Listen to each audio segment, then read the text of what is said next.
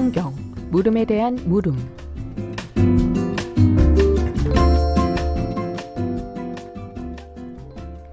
이 코너는 가톨릭 신자들이 신앙생활을 하며 느꼈던 성서적인 물음에 대해서 살펴보고 다시 한번 신자들에게 새로운 신앙적 물음을 던짐으로써 묵상해보는 시간입니다. 신자들의 신앙 길잡이가 돼주실 사목국 부국장 정규현 시몬 신부님과 함께합니다. 신부님 어서 오세요. 안녕하십니까. 반갑습니다. 네, 신부님 한 주간 어떻게 지내셨나요? 같은 일정, 같은 생활들, 물론 중간중간에 행사가 있지만 네. 이번 주는 하느님 백성의 대화도 있었고요. 네. 교관에서 뭐 이런 여러 가지 일들이 있지만 이제 복음학교가 하나씩 종강이 되어 가고 있어서 네. 좋습니다. 네, 조금 여유가 생기실 것 같아요. 그렇죠. 작년에도 같은 생각, 같은 느낌을 받았는데 네. 방학하면 이것도 해보고 저것도 해보고 그래야지 그러는데 또 일이 엄청 생기더라고요. 이번에도 그러지 않을까 싶은 생각은 들지만 네. 그래도 일단은 종강하고 있으니 좋습니다. 네. 마음껏 이번에 종강하시고 좀 여유를 느껴보시면 좋겠습니다.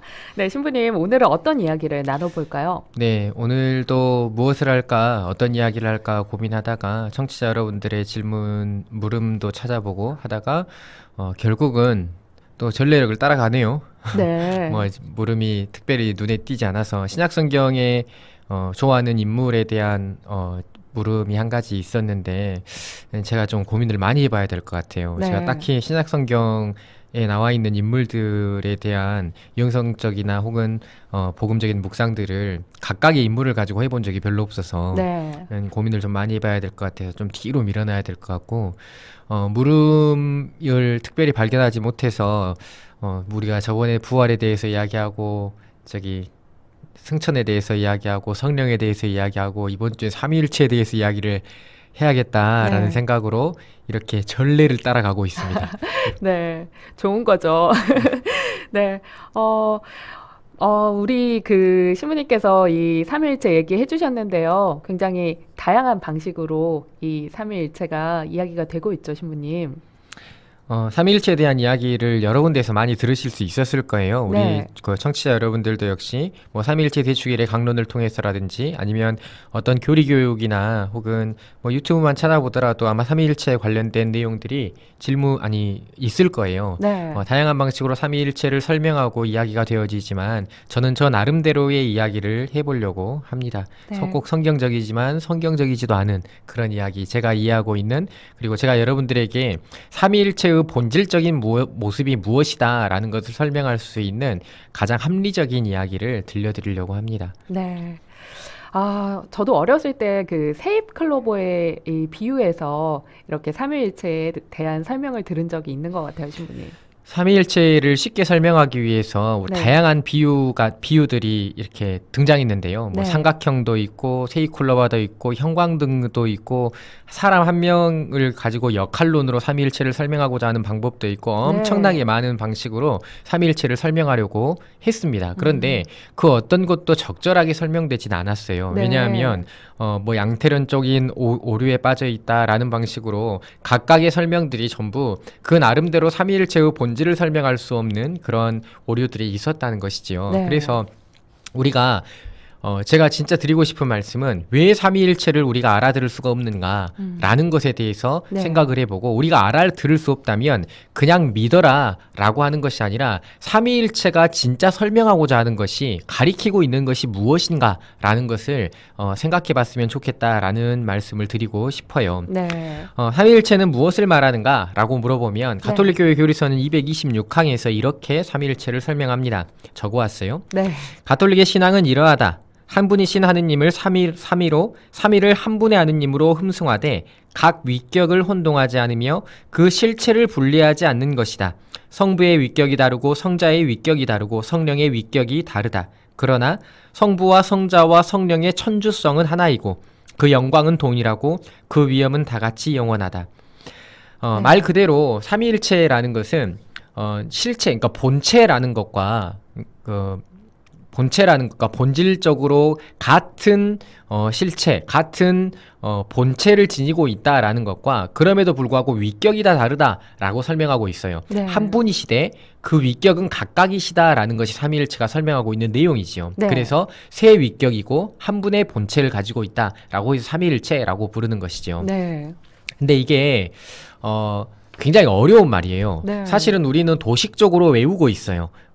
본체는 하나이되 각각의 위격이 따로 구분되는 그런 하느님을 설명하는 게 삼위일체구나라고 우리는 도식적으로 외우고 있지만 사실은 그렇게 외우면 삼위일체가 무엇입니까? 라고 신자들에게 물어보면 한 분이시지만 세 위격으로 드러난 게 바로 삼위일체 아닙니까? 라고 대답을 하는데 네. 이게 무엇 때문에 이런 삼위일체 신앙을 가져야만 하는가라는 것을 우리가 알아야만 네. 이 삼위일체가 진짜 의도하고 있고 진짜 설명하고 있는 것이 무엇인가라는 것을 깨달을 수가 있게 돼요. 그래서 네. 그것에 대한 이야기를 해보려고 합니다. 네. 사실 우리는 하느님은 한 분이라는 것을 다 알고 있어요. 네. 맞아요. 왜냐하면 이것은 구약에서부터 내려져온 신을 해석하는 방법입니다. 네. 하느님은 한 분이신데 우리가 체험한 하느님은 세 분이었다는 거예요.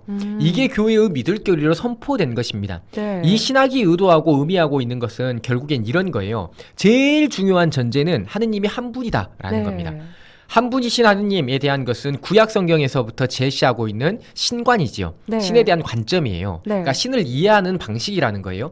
구약 성경이 최초로 하느님을 체험했었던 때부터 하느님만이 온 세상이 주관하시고 창조주이시고 온 세상의 주인이신 오로지 한 분뿐인 하느님이시다라는 이 유일 신관을 가지고 있지는 않았어요. 네. 하느님은 여러 신들 가운데 한 분이고 다른 모든 신들 가운데에서 우리가 섬기는 신이며 그 신 가운데에서 가장 위대한 신이 바로 우리가 믿는 야훼 하느님이다라는 것이 최초로 구약의 백성들이 하느님을 인식했었던 방식이었습니다. 네. 그런데 이게 역사가 흐르고 시대가 흐르며 하느님에 대한 체험과 그리고 하느님과 함께한 역사를 역사의 시간을 보내는 동안에 하느님은 오로지 한 분뿐이구나. 온 세상의 주인은 창조주로서의 그 하느님, 우리가 믿는 야훼 하느님 한 분뿐이구나. 우리랑 나랑 인격적으로 대면하는 이 하느님 한 분뿐이구나라는 것을 깨닫게 돼요. 네. 그리고 나서 유일신관에 대한 것이 성경 전반에 들어가게 되지요. 네. 그렇게 하느님은 한 분이시다라는 것, 신은 오로지 온 세상의 신이라고 우리가 부를 수 있는 분은 우리가 믿고 있는 야훼 하느님 한 분뿐이다라는 것이 명백하게 성경에서부터 사람들은 인식하고 있었다는 것이지요. 네. 그게 구약 성경부터 신약까지 쭉 이어지는 신에 대한 관점이고 우리 가톨릭 교회가 믿고 있는 신에 대한 관점입니다. 네. 하느님은 오로지 한 분뿐이시다. 그런데 여기에서 문제가 되는 게 뭐냐면요. 네. 우리는 그 하느님께서 어떤 존재 방식으로 계시는지를 알지 못한다는 거예요. 네. 제가 방송에서 몇 번이나 이야기를 했지만 하느님께서 존재하시는 방식은 사람들이 어떤 방식으로 머릿속에 그려내고 있든지 어떻게 상상하고 있든지 우리는 알 수 없어요. 네. 그러니까 어떤 공간을 특정해서 천상의 자리가 있고 그 가운데 하느님이라는 실체가 계시다라고 네. 상상을 할 수도 있고 온 세상 곳곳에 하느님은 자리하고 계시고 존재의 근원으로서 온 세상 만물에 이렇게 자기 존재의 근원으로 함께하고 계시는 하느님에 대한 어떤 영적인 상상을 할 수도 있다는 것이죠. 네. 이 모든 것을 포함해서 하느님의 존재 방식을 상상할 수도 있는 것이고요. 네. 그래서 막 우리는 뭐 범신론, 만유 내재 신론 그런 방식으로 신을 어떻게 우리가 알아보느냐, 신은 어디에 계시느냐라는 것을 찾기 위한 여러 가지 학설들도 존재하지요. 네. 그런데 우리는 초월적인 하느님과 동시에 모든 인간들과 함께 하시는 하느님을 그려내고 있지요. 네. 그런 하느님에 대한 이미지를 성경을 통해서 해석하고 만나고 그렇게 우리 하느님을 그리지만 결국에 하느님께서 어떤 방식으로 존재하느냐라고 물어보면 네. 우리는 확인할 수가 없어요. 네. 어떻게 계시는지 우리는 확인할 수가 없다는 거예요. 네. 하느님의 존재를 굳게 믿고 있고 하느님은 계시다라는 사실을 우리 삶의 근원 안에 담아놓고 있다라고 할지라도 하느님의 존재 방식이 무엇인가라고 물어보면 확언할 수가 없다는 거예요. 네. 단지 성경을 토대로 그리고 내가 생각하는 것을 토대로 하느님은 이렇게 계실 것이다 라는 믿음을 어렴풋이 가질 뿐이지요. 네. 중요한 것은 하느님이 계시다라는 그 사실 하나뿐이고요. 네. 어떻게 계시는가는 우리가 모른다라는 것을 우리가 좀 알아두어야만 해요. 네. 근데 우리는 우리의 믿음 안에서 온 세상의 신이라고 하는 분은 하느님 한 분뿐이라는 것을 성경을 통해서 명백하게 알게 되지요. 네. 성경은 분명하게 온 세상의 주관자는 하느님이시다. 하느님 한 분뿐이시다. 라고 가르치고 있어요. 네. 그렇기에 하느님이 계신다. 오로지 한 분뿐이신 하느님이 계신다라고 이야기를 했을 때 네. 우리가 여기에서 문제를 한 가지를 만나게 돼요.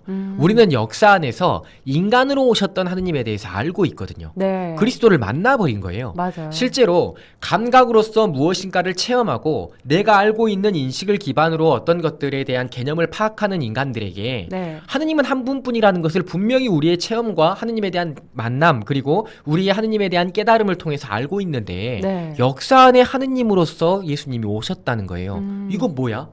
라는 생각이 들 수밖에 없죠. 네. 그럼 이걸 어떻게 설명할 거예요? 설명할 수 있는 방법이 뭐가 있어요? 그리고 그 예수님께서는 네. 영으로서 오시는 하느님에 대해서 또 설명을 하고 계셔요. 맞아요. 영으로서는 하느님에 대해 설명을 하시고 교회는 2000년이 넘는 역사 동안에 언제나 성령의 협조를 통해서 성령님을 통해서 변화되고 성령님을 통해서 성화됨을 체험하며 성령님을 통해서 하느님과 함께 있다라는 것을 경험적으로 감각적으로 축적하며 역사를 쌓아왔다는 것이죠. 네. 그래서 성령님에 대한 존재를 확신하고 있다. 그럼 이건 어떻게 할 거예요? 그러니까요. 사실 하느님은 한 분뿐이다라는 사실을 성경에서 구약 성경에서부터 우리가 가지고 있었던 믿음이고 네. 그러면 신자들에게 하느님은 한 분 맞습니까? 라고 물어보면 뭐라고 네. 대답할까요? 하느님을 세 분이라고 대답할까요? 한 분이라고 대답할까요? 한 분이라고 도식적으로 대답하죠. 하느님은 네. 한 분이라고 대답을 하겠죠. 네. 그러면 성령님은 어떻게 설명하고 그리스도는 어떻게 설명할 거예요? 그리고 물어보면 뭐 어떻게 대답하실래요? 삼위일체 하느님이죠 라고 대답을 할 거죠. 네. 그거예요. 아. 그게 삼위일체 교류의 핵심입니다. 네. 어떤 거냐면 네. 이게 무슨 말이냐면 네. 하느님은 어떤 방식으로 존재하는지 우리가 모른다고 했죠. 네. 근데 한 분이라는 것을 명백하게 우리가 알고 있어요. 네. 그런데 우리의 감각의 역사적인 이해 방향 안에서 하느님을 우리가 감각적으로 체험하고 느꼈었던 형태는 세 분이었다는 거예요. 아버지이신 하느님 아버지, 네. 그리고 그리스도로 오신 예수님, 네. 그리고 영으로 우리의 삶에 언제나 작용하시는 성령님 네. 이라는 방식으로 실제로 우리의 역사 안에서 체험한 그 하느님의 그 감각적인 모습은 세 분이었다는 거예요. 네. 한 분이신 하느님인데 네. 어떻게 우리의 감각에 체감되어지는 하느님이 세 분이냐라고 네. 물어보면 그것을 어떻게 설명할 거예요? 삼위일체라는 말을 그래서 믿을교리와 신앙으로 선포하게 된 것이고 네. 한 분이신 하느님이 세 위격으로 인간에게 다가왔기 때문에 네. 그 믿음의 표현 방식이 삼위일체입니다. 음. 그렇기에 삼위일체는 하느님의 존재 방식이라고 말씀드릴 수밖에 없어요. 네. 그러면 제가 이런 질문을 해볼게요. 네. 엄마가 네. 엄마의 따뜻한 사랑과 엄마의 따뜻한 자비와 그리고 엄마의 엄청난 희생을 보면서 네. 하느님을 체험하신가요? 네. 저도 엄청나게 많이 체험을 하거든요. 맞아요. 그러면 엄마를 우리가 하느님이라고 생각하진 않죠. 네. 생각하냐. 근데 우리의 감각 안에서 하느님이 이런 방식으로 우리에게 다가오시겠구나라는 것을 알죠. 네. 그러면 우리는 사위일체라고 할 수 있나요? 내 감각에서 그렇게 체험하니까. 그건 좀 그죠? 네. 그러니까 우리는 다양한 방식으로 하느님을 체험하고 살아가는데 네. 우리 교회가 증언하고 있는 역사 안에서 실제로 하느님이 다가오는 하느님의 존재 방식을 표현하는 가장 좋은 방법이 삼위일체라는 것입니다. 네. 삼위일체. 그래서 사위일체가 될 수 없어요. 그렇군요. 오위일체가 될 수 없고 네. 교회가 믿을 교리로 장엄하게 이것을 선포했기 때문이죠. 그런데 네. 이것을 우리가 인간의 이성이 한계가 있고 우리가 이 감각적으로 인식할 수 있는 것이 한계가 있는데 네. 하느님이 어떻게 존재하는지를 우리가 알 수 있다라고 생각하는 큰 오산이 이 삼위일체를 이해하고자 하는 마음이라는 거예요. 맞아요. 이해할 수가 없다는 거예요. 하느님은 어떤 방식으로 존재하는지 우리가 알 수가 없어요. 사실은 교회가 그렇게 가르치고 있고 믿고 있기 때문에 삼위일체의 방식이다라고 우리는 받아들이고 있지만 네. 어떻게 알겠습니까? 명백하게 교회라고 할지라도 네. 어떻게 알겠어요? 우리가 그렇게 믿고 있는 겁니다. 교회는 그렇게 장엄하게 선포한 것이고 네. 우리는 그것을 받아들이는 것이지요. 그렇다면 삼위일체라는 것을 생각할 때 우리가 꼭 알아두어야만 하는 것은 네. 이것이에요. 삼위일체는 인간의 이성의 한계로 인해서 하느님을 알아볼 수 없기 때문에 명확하게 하느님이 어떤 방식으로 계시는지를 알아볼 수 없기 때문에 네. 그 하느님의 존재 방식을 받아들이기 위한 교회의 선포이며 중요한 것은 삼위일체는 하느님의 존재 방식이다라고 생각을 해야만 한다는 것이죠. 네. 이게 삼위일체를 이해하는 키예요. 그래서 네. 삼위일체를 공부하다 보면 삼위일체에 대한 이야기를 막 듣다 보면 네. 인간의 한계 때문에 라는 말을 듣기도 하지만 때때로는 네. 삼위일체는 그냥 받아들여야만 하는 신비이다. 우리가 인간의 이성으로 이해할 수 없다라고 이야기를 하죠. 네. 사실 그래요. 맞아요. 우리가 이해할 수 없는 이유가 바로 그것에 있다는 거예요. 맞아요. 하느님의 맞아요. 존재 방식을 네. 우리가 온전히 알 수 없는 그런 인식의 한계를 가지고 있기 때문이다. 네. 그게 삼위일체의 근본적인 모습이다. 사실 우리가 역사가 지나오는 동안에 뭐 중세 철학에서는 substantia, 뭐 페르소나 막 이런 철학적인 개념들을 가지고 본체가 무엇이다, 위격이 무엇이다, 막 이렇게 막 설명해서 그걸 조합하려고 엄청나게 많이 노력을 하는데 네. 사실 그런 것보다 우리가 진짜로 알아두어야만 하는 것은 방금 제가 말씀드린 그것이라는 거죠. 네. 그러니까 우리가 하느님을 그대로 있는 그대로를 볼 수 없는 한계가 있다라는 것이지요. 네. 그래서 삼위일체라는 것을 삼위일체 신학을 정립했다라고 이야기하는 아우구스티누스 성인의 유명한 일화가 굉장한 의미가 있는 것이죠. 네. 삼위일체를 이야기할 때. 네. 정말 그 삼일체를 이해하는 방식은 정말 어렸을 때부터 생각을 저도 해봤지만 정말 어려운 것 같아요. 예, 항상 이렇게 분석을 하려고 하고 이렇게 있는 그대로 이렇게 받아들이려고 하질 않아서 그런 부분이 굉장히 헷갈리기도 하고 또 어떻게 받아들여야 할지 가끔 이렇게 고민도 되는데요. 예, 신부님이 방금 그러니까 네. 그 삼위일체 신학을 아우구스티누스 성인께서 굉장히 많은 저서를 썼거든요. 네. 굉장히 많은 저서를 썼는데 굉장히 많은 뭐 고백록이라든지 아무튼 엄청나게 많은 저서 가운데에서 아우구스티누스 성인이 쓰신 책 가운데 굉장히 유명한 그 신학적인 저서가 삼위일체론이라는 책이 있어요. 네. 삼위일체론이라는 책을 쓰면서 삼위일체 신학을 정립했다라고 이야기를 하는데 네. 사실 아우구스티누스 성인은 그 굉장히 영리하신 분이었죠. 네. 교회의 석학이었고 너무 뛰어난 학자이셨기 때문에 그분께서 정립하신 교회의 신학은 그 말할 수도 없이 많다라고 볼 수 있지만 네. 이 삼위일체에 관련된 유명한 일화 가운데 이런 이야기가 있어요. 아마 청취자 여러분들은 대부분 잘 알고 계실 거예요. 네. 모르시더라도 한 번쯤은 들어보셨지 않았을까라는 생각을 하는데 네. 그 이야기는 이렇죠. 아구스티누스가 성인께서 그 삼위일체에 대한 고민을 하며 이것을 어떻게 연구를 하나, 어떻게 설명을 하나, 어떻게 이해를 하나라는 것을 고민을 하며 바닷가를 걷고 있을 때 바닷물을 조개로 이렇게 퍼서 구멍에 이렇게 담고 있는 소녀 한 명을 만나죠. 네. 그래서 그 소년에게 뭘 하냐고 물어봤더니 바닷물을 푸고 있다고 이야기를 하고 바닷물을 퍼서 뭐 하려고 하냐고 물어봤더니 이 바닷물을 전부 이 구멍에 옮겨 담으려고 합니다라고 이야기를 했다고 하죠. 그러니까 네. 아우구스티누스 성인께서 이렇게 이야기를 했다고 하죠. 불가능하다. 어떻게 저 바닷물을 그 작은 구멍에 다 넣을 수가 있냐. 도저히 불가능하다 그것은 라고 이야기를 했더니 그 의미 없는 일이다 라고 이야기를 했더니 소년이 이렇게 이야기를 했다고 합니다. 네. 아니 당신이 삼위일체론을 연구하고 있는 것도 마찬가지라고 당신이 연구하고 있는 이 삼위일체론을 삼위일체라는 하느님을 어떻게 인간의 머릿속에 담으려고 하냐고 네. 라고 이야기를 했다고 해요. 그래서 아. 삼위일체를 이해하고 그것을 설명하고자 하는 것을 포기하고 네. 그리고 삼위일체론을 믿을 교리로 바로 선포를 했다고 그 유명한 일화가 전해져 내려오지요. 그리고 네. 아우구스티누스 성인의 삼위일체론에 대한 책을 보면 굉장히 철학적인 개념들을 많이 담아놓고 있지만 결국은 중요한 것은 삼위의 관계성에 대한 것을 초점을 맞추고 있죠. 네. 사랑의 위격 관계에 대해서 초점을 맞춰서 삼위일체라는 것을 그것을 통해서 우리가 무엇을 살아가야만 할 것인가라는 것을 설명하고자 하는 게 삼위일체론의 아우구스티누스 성인의 삼위일체론의 핵심이죠. 네. 그러니까 중요한 것은 이거예요.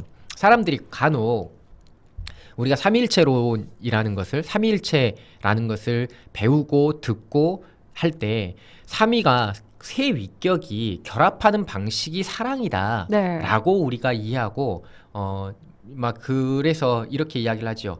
사랑하는 사람들은 뭐 두 사람이지만 사실 이 사랑의 관계 때문에 마치 그러니까 막 어떤 행위를 말하는 것이 아니라 네. 마치 마음이 하나인 것처럼 보이지 않느냐. 네. 이런 방식으로 삼위가 존재하는 것이다라고 이야기하면 그렇게 말하면 우리가 하느님을 또다시 어떤 우리의 생각의 틀 안에 가두는 것이 돼요. 그러니까 사실 하느님과 그리스도의 관계가 한 분의 하느님이 다른 방식으로 우리에게 드러났다는 것이죠. 네. 한 분의 하느님이 다른 방식으로 우리에게 드러났고 우리는 그것을 체험하고 있고 예수님의 말씀 안에서 그리스도와 성령님은 분명히 다른 분이에요. 네. 다른 분인데 한 분의 하느님이라고 우리는 알고 있고 믿고 있다는 것이지요. 네. 우리가 알고 있는 신학의 개념, 그러니까 성경에서 그러니까 성부와 성자와 성령께서 존재하시는 방법을 우리의 생각으로 가두며 그것을 다르게 이해하기 위한 노력들, 이런 노력들보다 네. 더 중요한 것은 저는 받아들인 것이라고 생각을 해요. 네. 하느님께서 존재하는 방식을 우리가 알 수 없다라는 것을 인정하고 그리고 삼위일체는 하느님의 존재 방식을 내가 받아들이는 것이다 네. 라는 것을 꼭 기억하시면 좋겠고 네. 그래서 이 사랑의 삼위의 관계성에 대한 이야기를 하며 사랑의 관계성에 대해서 이야기를 하지만 네. 그 사랑의 관계성이라는 것을 저는 오히려 이 사랑의 관계성을 우리가 이 삼위의 존재 방식을 교회가 설명하고 있고 교회가 믿고 있고 선포하는 거에 따라서 네. 이 사랑의 관계, 삼위의 존재 방식을 우리가 살아내야만 할 것이라고 이해하는 것이 훨씬 더 삼위일체에 대한 온전한 우리의 그 다가섬이 아닐까라는 생각을 네. 전해드리고 싶어요. 네. 그러니까 결국에 하느님의 존재 방식을 사랑의 결합이라고 설명할 수도 있겠지만 네. 설명할 수도 있겠지만 그것보다 우리가 삼위일체를 받아들일 때 더 중요한 것은 하느님의 존재 방식을 우리가 이해할 수 없다라는 것을 인정하고 네. 사랑의 결합, 그 사랑의 결합이라는 것은 네. 삼위일체를 바라보면은 그리고 그것을 받아들이고 그것을 믿고 있는 우리가 네. 살아가야만 하는 삶의 장으로 만들어야 되는 그 신학적인 그 이 고민 속에 있어야만 하는 것, 이게 바로 삼위일체다라고 말씀을 드리고 싶습니다. 네. 어찌됐든 그 삼위일체에 대한 이야기를 할 때마다 저도 굉장히 힘들고 어려워요. 네. 굉장히 힘들고 어렵고 사실은 삼위일체 관련된 강의를 매년 지금 하고 있는데 우리 보공학교 심화에서 매년 하고 있는데 네. 성경에서 표현하고 있는 다양한 삼위일체 관련 암시하는 듯한 그런 이야기들을 말하거나 아니면 성부에 대한 이야기, 성자에 대한 이야기, 성령에 대한 이야기를 각각 이야기한 다음에 네. 그것을 하느님의 존재 방식으로 표현하고자 하는 그런 이야기들로 종합해서 강의를 하거나 이런 방식으로 지금 하고 있거든요. 네. 그러니까 매년 좀씩 다르게 하고 있는데 중요한 것은 굉장히 어렵지만 내가 받아들이느냐가 굉장히 중요해요. 그게 정말 어려운 것 네. 같아요. 하느님의 네. 존재 방식이라는 것을 네. 인정해야만 해요. 그리고 그것은 진짜 이렇게 계신다라고 우리는 믿고 있고 네. 우리가 받아들인다라고 하고 있지만 몰라요. 정확히 알 수 없다는 거예요. 네. 우리가 하느님이 어떤 방식으로 계신지 어떻게 알겠어요. 네. 그렇기에 이 삼위일체라는 것은 우리가 인정하고 받아들이는 것이지만 그 가운데에서 절대 놓치지 말고 절대 기억해야만 하는 것은 네. 우리가 하느님의 존재 방식을 모르지만 교회가 선포하고 있는 이 삼위일체를 내가 받아들인다. 이것을 꼭 알아두셔야 한다는 것이죠. 네. 삼위일체는 하느님께서 계시다는 것을 인정하는 하나의 신학적이고 교리적인 표현 방식이기도 한 것이죠. 그렇기 네. 때문에 그러니까 삼위일체를 꼭 그렇게 보셔야만 하고요. 이렇게 삼위일체 교리가 정립된 이후에 가톨릭 교회는 이 성경에 관련된 다양한 그 성경 구절들도 삼위일체 신앙을 중심으로 해석하고 받아들이곤 해요. 그러니까 네. 간단하게 예를 들어보자면 이런 게 있죠. 우리와 비슷하게 우리의 모습으로 사람을 만들자라는 이 창조설화에서 인간을 만들어내는 모습이 있어요. 네. 성경에 등장을 하게 되는데 첫 번째 창조설화, 곧 제강국의 창조설화라고 부르는 창세기 1장에 인간을 창조하시는 하느님이 우리와 비슷하게 우리의 모습으로 사람을 만들자라고 복수형을 사용하고 있죠. 네. 여기에서 가톨릭의 많은 신학자들은 이 우리를 세상 창조 때부터 있었던 삼위의 모습이 암시되어 있는 것이다 라고 해석을 해요. 네. 가톨릭의 신학자들은 교부들도 대부분 이렇게 주석을 하거든요. 네. 그런데 명백하게 이 구절이 삼위의, 그러니까 하느님의 존재 형태를 암시하고 있는 구절이냐, 이 성경 구절이 처음에 쓰여질 때부터 그 의도로 쓰여진 것이냐라고 물어보면 네. 아니에요. 그렇다고 대답을 할 수가 없어요. 네. 여러 가지 가설들이 존재하고 학적인 논증점들이 존재하지만